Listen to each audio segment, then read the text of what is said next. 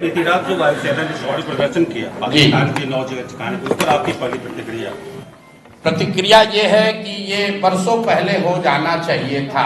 आज आपने अगर सेना का जो अभी प्रेस ब्रीफिंग हुआ है उसमें आपने सुना, उन्होंने कहा कि पिछले 3 दशकों से इस तरह के कैंप, इस तरह की गतिविधियां पाकिस्तान के साइड से होती रही हैं। तो अगर आपके घर के मोहल्ले में कोई आपका पड़ोसी बैठकर आपके घर में कंकड़ फेंकता रहेगा, गोला बारूद फेंकता रहेगा, आग के गोले फेंकते रहेंगे, तो आप कब तक बर्दाश्त करेंगे? कभी ना कभी उसका उत्तर दिया ही जाएगा। और आज अगर ये उत्तर दिया जा रहा है तो पूरा देश उसके साथ खड़ा है। मेरा जनसुराज का अपना मानना है कि ये पहले होना चाहिए था, लेकिन अब जब हो रहा है तो इसको समुचित तौर पर किया जाए, इतनी ताकत से इसको खत्म किया जाए कि फिर से ये न पनपे। दूसरी बात, मीडिया को या जो दूसरे साथी हैं उनको थोड़ा धीरज दिखाना चाहिए। लड़ने का काम, देश की सुरक्षा का काम विशेषज्ञों को, सेना के वीरों के लिए छोड़ देना चाहिए। स्टूडियो में बैठकर नया नया सकुफा छोड़ने की जरूरत नहीं है। अगर आप मैच्योर्ड कंट्री हैं, एक गंभीर व्यक्ति हैं, एक बड़े राष्ट्र के नागरिक हैं, देश से प्यार करते हैं, तो सेना को अपना काम करने दीजिए, विशेषज्ञों को इसकी व्यवस्था करने दीजिए।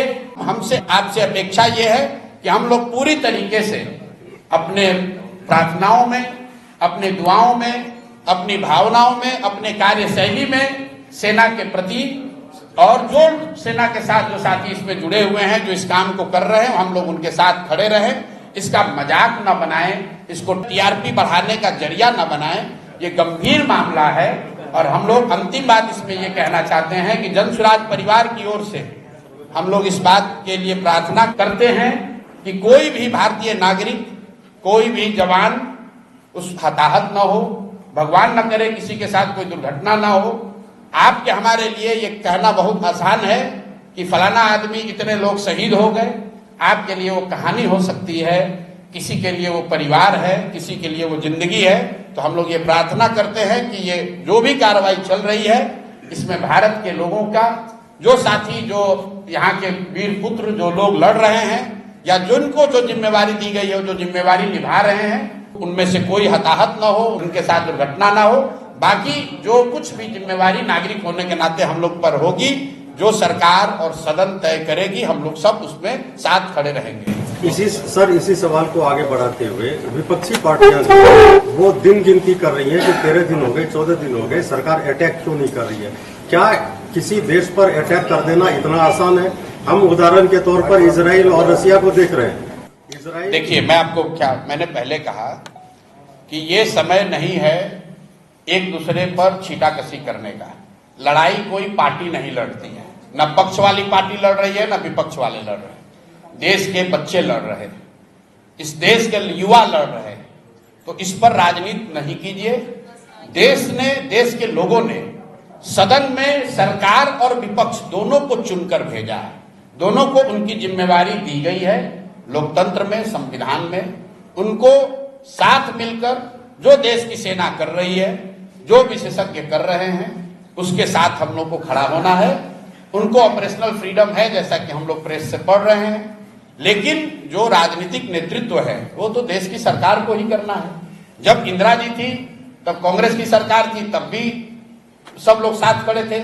आज भाजपा की सरकार है, तब भी साथ खड़े सब होंगे। और जब देश का मामला होगा, सरकार किसी की हो, लोग देश के साथ खड़े हैं, किसी नेता और दल के साथ नहीं खड़े हैं। इसलिए देश के साथ खड़े होइए, वो मोमेंट है। और मुझे कहने की जरूरत नहीं है, देश अपने आप, हर वो व्यक्ति जो इस मिट्टी से प्रेम करता है, इस देश से प्रेम करता है, वो अपने आप खड़ा होगा।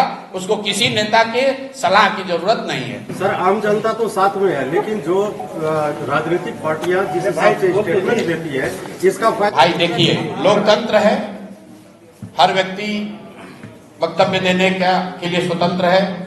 वो किस भाषा का प्रयोग करता है, वो अपनी किस सोच को दर्शाता है, ये जनता तय करती है। हमने अपनी ओर से, अपने जनसुराज दल की ओर से, अपने साथियों की ओर से जो कहना था वो कहा। मैं फिर से आग्रह यही करूंगा कि मुझे जैसा लगता है, एक जो कमी हम लोग अभी देखते हैं अपनी व्यवस्था में, कि इसको मीडिया ट्रायल ना बनाया जाए, इसको मजाक का मुद्दा ना बनाया जाए। ये लोगों की जान का मामला है, देश की सुरक्षा का मामला है। कोई भी वक्तव्य देने से पहले, मुझे लोग सुबह से कह रहे हैं भैया तुरंत वक्तव्य दीजिए, मैंने सुबह से कोई वक्तव्य नहीं दिया है, क्योंकि सेना का जब वक्तव्य आ गया उसके बाद ही कुछ बोलना सही है। जब तक सेना के लोगों ने ब्रीफ नहीं किया तो आप सुबह में 4 बजे उठकर आप जबरदस्ती का नेता बनने के लिए कुछ कह रहे हैं, वो हम लोग का स्वभाव नहीं है। ये ना वो विषय है राजनीति का, ना हम लोग कभी इसमें शामिल होंगे। सेना का वक्तव्य आया है, हम लोग उसको सैल्यूट करते हैं, हम लोग उनके साथ खड़े हैं।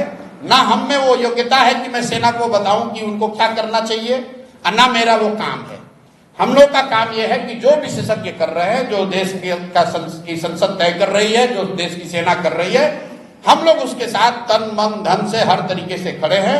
जो नागरिक होने के नाते हम लोग पर जिम्मेवारी आएगी, हम लोग उसको ईमानदारी से पूरा करने की कोशिश करेंगे।